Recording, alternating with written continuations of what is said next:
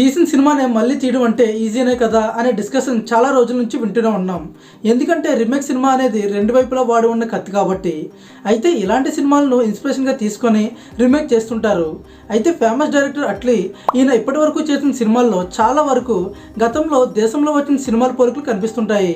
మొత్తంగా ఆ సీన్ ఆ కాన్సెప్ట్ కాకపోయినా అలానే ఉంటాయి.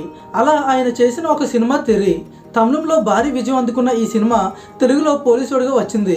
అంతేకాదు ఉస్తాద్ భగత్ సింగ్ పేరుతో పవన్ కళ్యాణ్ మళ్ళీ చేస్తున్నాడు. అండ్ ఈ సినిమాని హిందీలో కూడా తీస్తున్నారు. బట్ ఇక్కడ తెలుగులో మాత్రం పవన్ ఆపేశాడు. అక్కడ హిందీలో వరుణ్ ధావన్ మాత్రం చాలా స్పీడ్గా చేస్తున్నాడు. ఇప్పుడు ఇదే డిస్కషన్ జరుగుతుంది. రాజకీయం సినిమాలు అంటూ రెండు పడవల ప్రయాణం చేస్తూ వచ్చిన పవన్ ఇప్పుడు కేవలం రాజకీయ పడవ మీదకు వచ్చేశారు. ఆంధ్రప్రదేశ్లో వచ్చే సంవత్సరం స్టార్టింగ్లోనే అసెంబ్లీ ఎలక్షన్లు వస్తున్నాయి కాబట్టి ఆయన మొత్తంగా పొలిటికల్ మూడ్లోకి వెళ్ళిపోయారు. దీంతో సెట్స్ మీద ఉన్న సినిమాలు ఆగిపోయాయి.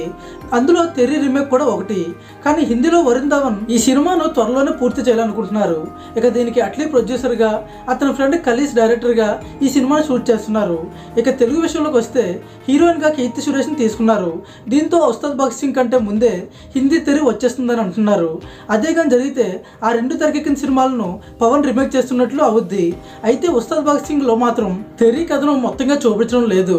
ఓన్లీ కాన్సెప్ట్ మాత్రమే ఆ సినిమాది. బ్యాక్గ్రౌండ్ మొత్తం చాలా కొత్తగా ఉంటుందని అంటున్నారు. మరి దీనిపై మీ ఒపీనియన్ ఏంటో కింద కామెంట్లో చెప్పండి. వీడియో నచ్చితే లైక్ చేసి మరిన్ని అప్డేట్స్ కోసం మన ఛానల్ని సబ్స్క్రైబ్ చేసుకోండి.